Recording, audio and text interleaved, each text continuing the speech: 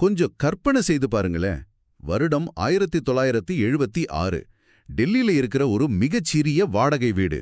அதாவது ஒரு வீட்டின் மொட்டை மாடியில இருக்கிற ஒரு சின்ன அறை. அங்கே ஒரு இளைஞர் தனது 5 நண்பர்களுடன் சேர்ந்து ஒரு கம்பெனியை ஆரம்பிக்கிறார். கையில இருக்கிற மொத்த முதலீடு எவ்வளோ தெரியுமா? வெறும் 1,87,000 ரூபாய் மட்டுமே. வேறு எந்த ஒரு பெரிய பின்புலமும் இல்ல. அந்த காலகட்டத்துல அது பெரிய பணம்னாலும் ஒரு கம்பெனிக்கு அது ரொம்ப கம்மி தான். ஆமா, கண்டிப்பா. ஆனா இன்னைக்கு பாத்தீங்கன்னா அதே நிறுவனம் 52 நாடுகள்ல சுமார் 2,25,000 ஊழியர்களிடம் இயங்கிக்கிட்டு இருக்கு. அந்த 1,87,000 ரூபாய் இன்னைக்கு $12 பில்லியன் மதிப்புள்ள மாபெரும் சாம்ராஜ்யமா மாறியிருக்கு. வாவ், நினைத்து பார்க்கவே ரொம்ப பிரமிப்பா இருக்கு. அந்த இளைஞரோட பெயர் ஷிவ் நாடார். நிறுவனத்தின் பெயர் HCL. உண்மையிலேயே வெறும் எண்களை மட்டும் நாம பார்த்தோம்னா இது ஏதோ ஒரு அதிர்ஷ்டம் போல கூட தோணலாம். ஆனா இந்த ஆழமான அலசலுக்கு நாம எடுத்துக்கொண்ட தரவுகள் முற்றிலும் வேறொரு கதைய சொல்லுது. சரியா சொன்னீங்க. எப்பொழுதும் புது விஷயங்களை கத்துக்க ஆர்வமா இருக்கிற உங்களை இந்த சிறப்பான ஆழமான அலசலுக்கு நாங்க வரவேற்கிறோம். இன்னைக்கு நாம HCL நிறுவனத்தோட வரலாறு, சில முக்கியமான ஆய்வுக் கட்டுரைகள், அப்புறம் ஷிவ் நாடாரோட வாழ்க்கை பயணம், இது எல்லாத்தையும் தான் அலச போறோம். ஆமா, இதோட முக்கிய நோக்கம் என்னன்னா, ஒரு சாதாரண நிறுவனம் எப்படி இவ்ளோ பெரிய உலகளாவிய தொழில்நுட்ப ஜாம்பவான மார்ச்சின்னு தெரிஞ்சுக்கிறது மட்டும் கிடையாது, இந்த மாபெரும் வெற்றிக்கு பின்னாடி இருக்கிற மாற்றத்தை உருவாக்கும் தலைமைத்துவம், அதாவது டிரான்ஸ்ஃபர்மேஷனல் லீடர்ஷிப், அந்த தத்துவத்தை நம்ம ஆழமா புரிஞ்சுக்க போறோம். நிச்சயமா. ஏன்னா இது ஏதோ புத்தகங்கள்ல இருக்கிற ஒரு சாதாரண தியரி கிடையாது. நிஜ வாழ்க்கையில ஒரு பெரிய பிசினஸ உருவாக்க பயன்படுத்தப்பட்ட ஒரு மந்திரம்னு கூட சொல்லலாம். உண்மைதான். இத பத்தி நீங்க என்ன நினைக்கிறீங்க? மேலாண்மை தத்துவங்கள்ல, அதாவது மேனேஜ்மெண்ட் ஸ்டடீஸ்ல பாத்தீங்கன்னா, ஜேம்ஸ் மெக்ரெகர் பர்ன்ஸ் மற்றும் பெர்னார்ட் பாஸ் இவங்களோட புகழ்பெற்ற ஆய்வுகள் இருக்கு. அவங்க தலைமைத்துவத்தை 2 முக்கிய வகைகளா பிரிக்கிறாங்க. ஓ, 2 வகைகளா? ஆமா. ஒன்னு பரிவர்த்தனை தலைமைத்துவம், அதாவது டிரான்சாக்ஷனல் லீடர்ஷிப். மற்றொன்று மாற்றத்தை உருவாக்கும் தலைமைத்துவம். இதை நாம சரியா புரிஞ்சுக்கிட்டோம்னா தான் HCL நிறுவனத்தோட அசுர வளர்ச்சியின் ரகசியத்தை நம்ம முழுசா புரிஞ்சுக்க முடியும். எனக்கு இந்த 2 தத்துவங்களுக்கும் உள்ள வித்தியாசத்தை ஒரு எளிமையான ஒப்புமை மூலமா சொல்ல தோணுது. சொல்லுங்களேன். பரிவர்த்தனை தலைமைத்துவம் அப்படிங்கிறது ஒரு காஃபி விற்கிற எந்திரம். அதாவது ஒரு வெண்டிங் மிஷின் போல. உள்ளே ஒரு நாணயத்தை போடுறீங்க, உங்களுக்கு காஃபி வெளியில வருது. அதாவது நீங்க ஒரு வேலையை செஞ்சா உங்களுக்கு சம்பளம் கிடைக்கும், தவறு செஞ்சா தண்டனை கிடைக்கும். எக்ஸாக்ட்லி, தவறு செஞ்சா தண்டனை. இது வெறும் கொடுத்தல் வாங்கல் அப்படிங்கிற ஒரு குறுகிய வட்டத்துக்குள்ள நடக்கிறது. ஆனா மாற்றத்தை உருவாக்கும் தலைமைத்துவம் அப்படிங்கிறது ஒரு தோட்டக்காரனை போல. அவர் ஒரு சின்ன விதைய மண்ணுல விதைக்கிறார், அதுக்கு தண்ணீர் ஊத்துறார், அதை பாதுகாத்து ஒரு பெரிய மரமா மாத்துறார் இல்லையா? ரொம்ப அருமையான ஒரு ஒப்புமை இது. ஏன்னா ஒரு காஃபி இயந்திரத்துல எந்த உணர்வும் இல்ல, அதுல எந்த வளர்ச்சியும் இல்ல. ஆனா ஒரு சிறந்த தோட்டக்காரன் போல இந்த மாற்றத்தை உருவாக்கும் தலைவர்கள் என்ன பண்றாங்கன்னா, தங்கள் ஊழியர்களோட அடிப்படை நம்பிக்கைகள், அவங்களோட மதிப்பீடுகள், ஆசைகள், இது எல்லாத்தையுமே முற்றிலுமா மாற்றி அமைக்கிறாங்க. ஊழியர்களை அவங்களோட சுயநலத்தை தாண்டி ஒட்டுமொத்த குழுவோட நன்மைக்காகவும் சிந்திக்க வைக்கிறாங்க. இதுதான் அந்த டிரான்ஸ்ஃபர்மேஷனல் லீடர்ஷிப். ஆனா ஒரு நிமிஷம் இருங்க. இப்போ ஷிவ் நாடார் அவர்களோட பின்னணியை நாம பார்த்தோம்னா, அவர் ஒரு சாதாரண நடுத்தர குடும்பத்துல பிறந்தவர். தமிழ் வழி கல்வியில படிச்ச அவரு தன்னோட 21வது வயசுல தான் ஆங்கிலமே கத்துக்கிட்டாருன்னு தரவுகள் சொல்லுது. ஆமா, அது ஒரு பெரிய சவால் தான். அது மட்டும் இல்லாம 1970கள்ல இந்தியாவுல லைசன்ஸ் ராஜ் அப்படிங்கிற ஒரு கடுமையான அரசாங்க கட்டுப்பாடுகள் இருந்த காலகட்டம் அது. ஒரு வெளிநாட்டு கம்ப்யூட்டரை இந்தியாவுக்குள்ள கொண்டு வரணும்னா கூட அரசாங்கத்துக்கிட்ட பல வருஷங்கள் போராடி தான் அனுமதி வாங்கணும். ஆமா, இவ்வளோ பெரிய தடைகளுக்கு மத்தியில எந்த ஒரு அடிப்படை வசதியும் இல்லாம அவர் எப்படி இந்த மாபெரும் மாற்றத்தை உருவாக்குனார்? இதுதான் எனக்கு ரொம்ப ஆச்சரியமா இருக்கு. அவரோட முதல் தலைமை பண்பு வெளிப்படுது. தடைகள் தான் அவருக்கு புதிய கண்டுபிடிப்புகளுக்கான வழியை காட்டுச்சு. வெளிநாட்டுல இருந்து கம்ப்யூட்டரை இறக்குமதி செய்ய முடியாது அப்படிங்கிற தடை இருந்தப்போ அவர் சோர்வடையல. ஓ, அவர் வேற வழி தேடினாரா? ஆமா, மாறாக இந்தியாவிலேயே சொந்தமா கம்ப்யூட்டர்களை உருவாக்க முடிவு செஞ்சார்.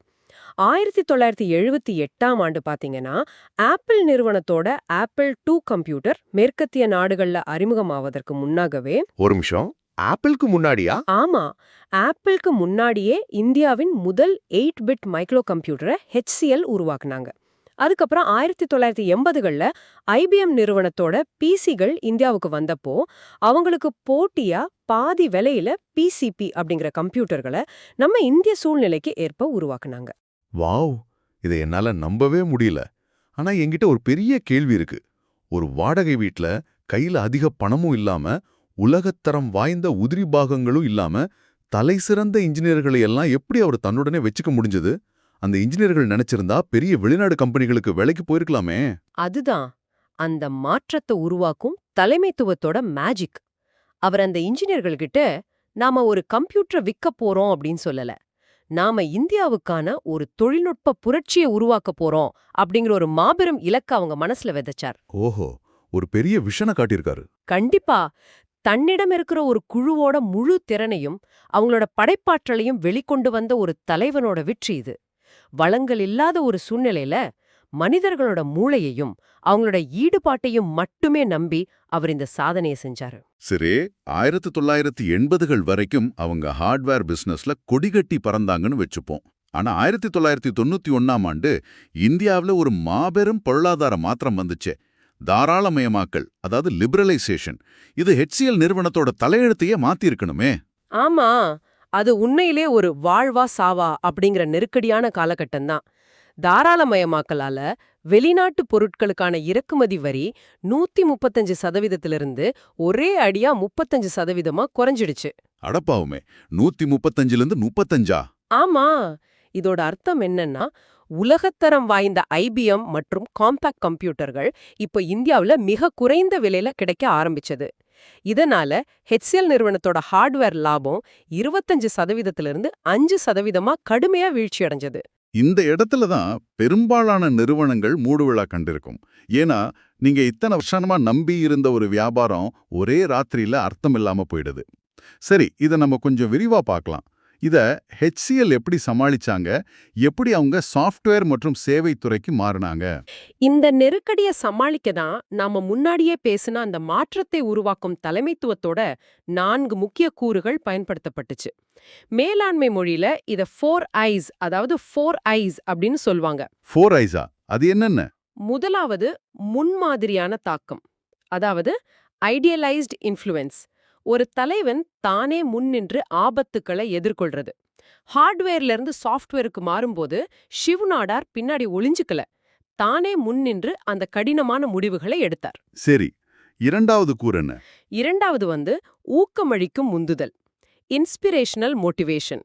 நஷ்டத்துல இயங்குற ஒரு நிறுவனத்துல ஊழியர்கள் ரொம்ப சோர்ந்து போயிருப்பாங்க இல்லையா? கண்டிப்பா வேலை போயிடுமோன்ற பயம் இருக்கும்.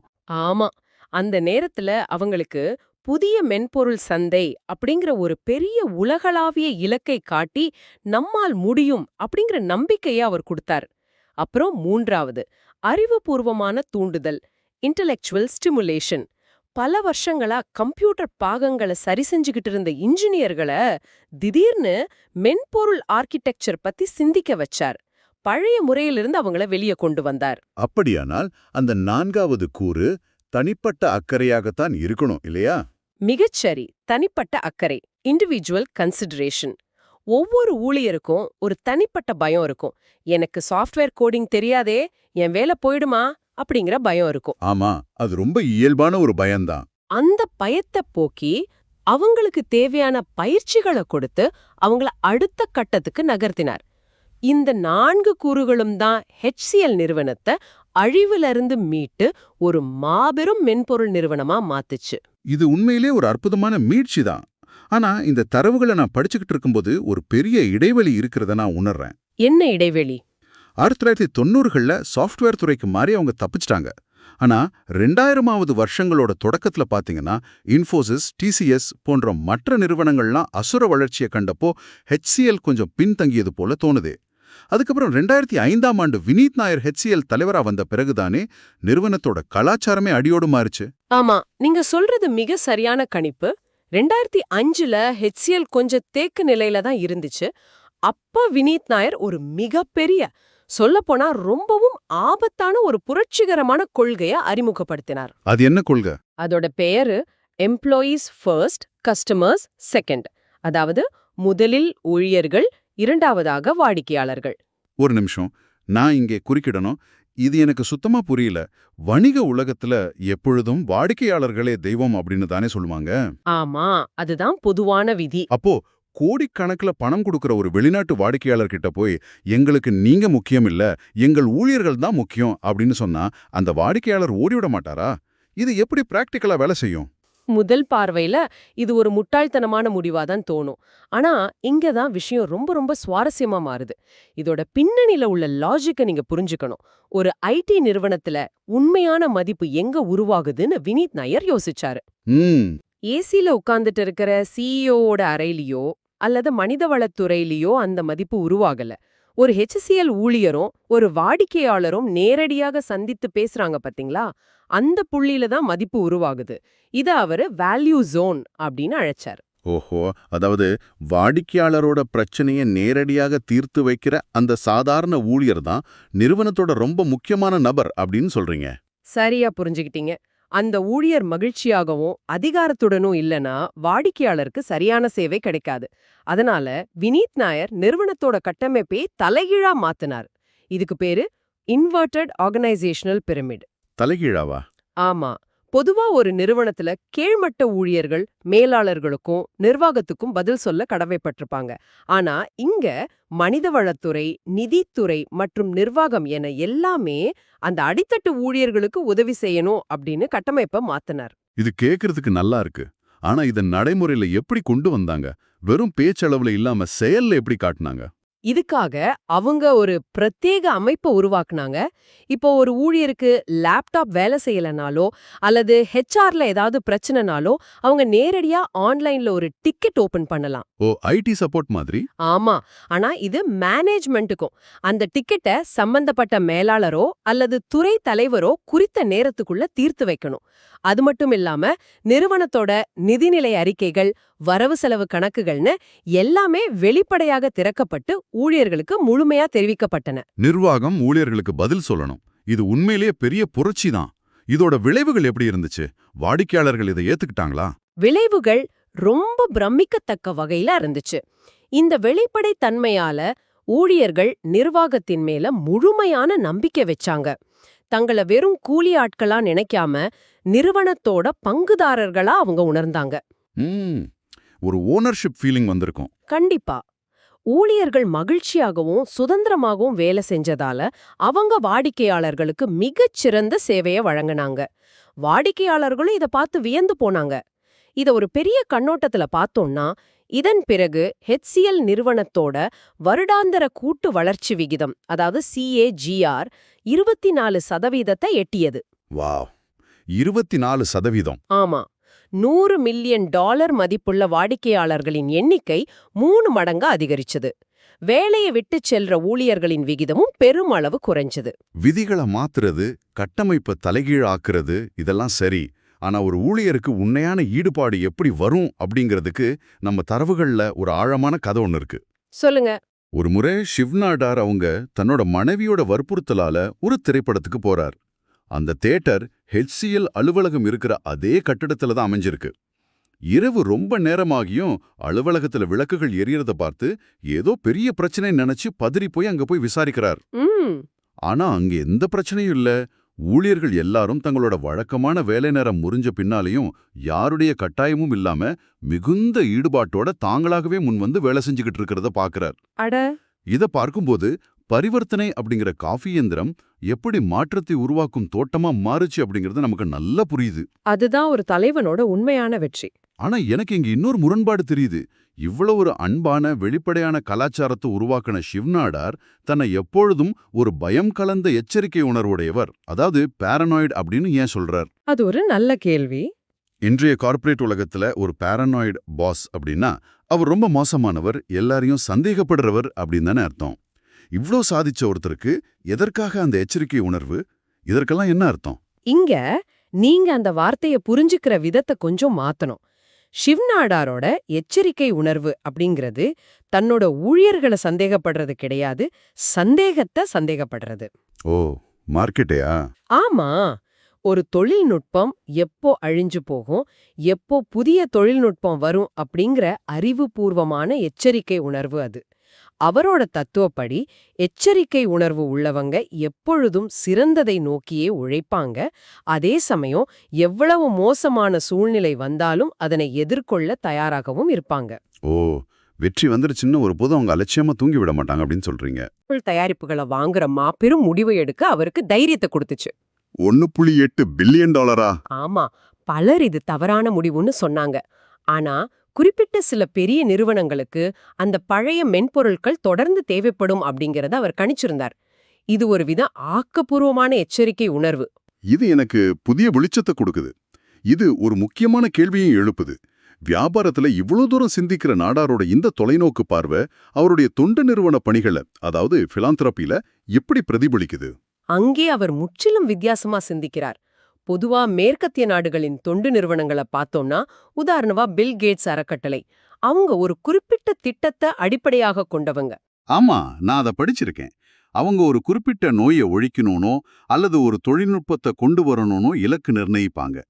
அந்த இலக்கு முடிஞ்ச உடனோ அல்லது நிறுவனர்கள் இறந்த 20 வருஷங்கள்லயோ அந்த அறக்கட்டளை மூடப்படும்படி கட்டமைக்கப்பட்டிருக்கும். சரியா சொன்னீங்க. ஆனா ஷிவ்நாடார் இதை வேறு கோணத்துல அணுகிறார். அவர் ஒரு தொழில் அதிபரா எச்சரிக்கையா இருந்தாலும் ஒரு தொண்டு செய்பவரா ரொம்ப பொறுமையானவர்.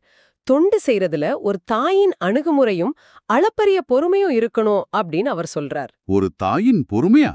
அது எப்படி தொண்டு நிறுவனத்தோட அவர் பொறுத்துறாரு? ஒரு தாய் எப்படி தான் குழந்தை பிறந்து வளர்ந்து ஆளாகும் வர பல வருஷங்கள் எந்த எதிர்பார்ப்பும் இல்லாம பொறுமையா காத்திருக்காங்களோ, அதே பொறுமை கல்வி நிறுவனங்களை உருவாக்குறதுலயும் இருக்கணும்னு அவர் நம்புறார்.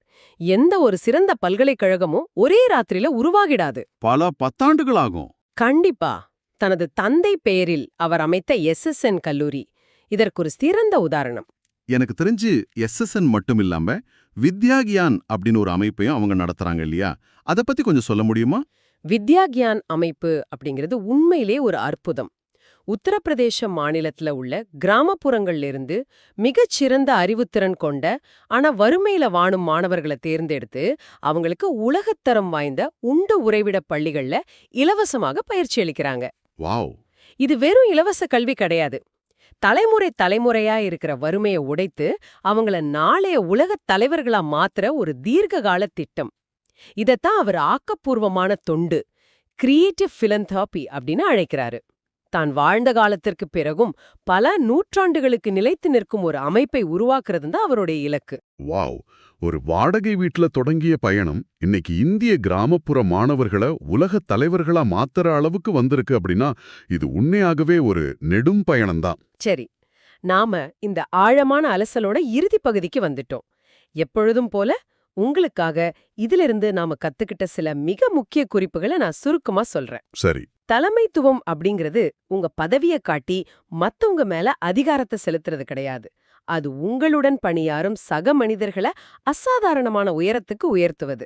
இத ஷிவ் நாடார் மற்றும் HCLோட பயணம் நமக்கு மிக தெளிவா கத்துக் கொடுத்திருக்கு. உலகத்துல உள்ள எந்த ஒரு நிறுவனமும் தன்னோட போட்டியாளர்களோட தொழில்நுட்பத்தையோ உத்திகளையோ சுலபமா காப்பி அடிச்சிட முடியும். ஆமா. ஆனா ஒருபோதும் காப்பி அடிக்க முடியாத ஒரே விஷயம் ஒரு நிறுவனத்தோட மனிதர்களும் அவங்க கட்டமைத்த கலாச்சாரமும் தான். நிச்சயமா. மனிதர்களை வெறும் கருவிகளா பார்க்காம அவங்கள மையப்படுத்திய ஒரு நிறுவனமே காலத்தால் அழியாத வெற்றியே பெறுது. இப்ப உங்களுக்கான ஒரு கேள்வி. இந்த மாற்றத்தை உருவாக்கும் தலைமைத்துவ கூறுகளை உங்க பணியிடத்திலோ அல்லது உங்க தனிப்பட்ட வாழ்க்கையிலயோ நீங்க எப்படி பயன்படுத்த போறீங்க? உங்க குழுவில் உள்ளவர்களுக்கு அதிகாரம் அளித்து அவங்கள அடுத்த கட்டத்துக்கு உயர்த்த நீங்க என்ன செய்ய போறீங்க? இறுதியா நீங்க தனியா உட்கார்ந்து சிந்தித்து பார்க்கறதுக்காக ஒரு கருத்தை நான் இங்க பதிவு செய்ய விரும்புறேன். நாம எப்பொழுதும் தொழில்நுட்பம் அப்படின்னா அது ஏதோ இயந்திரங்கள், கோடிங் அப்படின்னு தான் நினைக்கிறோம். ஆனா இவ்வளோ பெரிய தொழில்நுட்ப சாம்ராஜ்யத்தோட வரலாறு நமக்கு ஆணித்தரமா சொல்றது வேற ஒண்ணு. ஒரு மாபெரும் வெற்றிக்கான மிகச்சிறந்த அல்காரிதம் கம்ப்யூட்டர்களுக்குள்ள இல்ல, அது மனிதர்களிடையான நம்பிக்கையில தான் இருக்கு. ரொம்ப ஆழமான கருத்து இது. நீங்க தினமும் உங்களை மேம்படுத்திக்கணும் அப்படின்னு உங்க தனிப்பட்ட திறமைகளை வளர்க்கறதுல மட்டுமே அதிக நேரம் செலவிடுறீங்களா? அல்லது உங்களை சுற்றியுள்ள மனிதர்களையும் சேர்த்து மேம்படுத்துறதுல கவனம் செலுத்துறீங்களா? மத்தவங்களை உயர்த்துவது தான் உங்க சொந்த வெற்றியை நிரந்தரமாக்கும் ஒரே தந்திரமா இருக்க முடியுமா? நிச்சயமா சிந்திக்க வேண்டிய ஒரு விஷயம். நிகழ்ச்சியோட தொடக்கத்துல நாம பேசின அந்த காஃபி இயந்திரம் மற்றும் தோட்டக்காரனை மீண்டும் ஒரு முறை நினைவில் வச்சுக்கோங்க. உங்க வாழ்க்கையில, உங்க அலுவலகத்துல நீங்க ஒரு காஃபி இயந்திரமா இருக்க போறீங்களா? அல்லது மனிதர்களை வளர்த்தெடுக்கும் தோட்டக்காரனா இருக்க போறீங்களா? சிந்தித்து பாருங்கள். மீண்டும் ஒரு சுவாரஸ்யமான ஆழமான அலசலில் நாம சந்திப்போம்.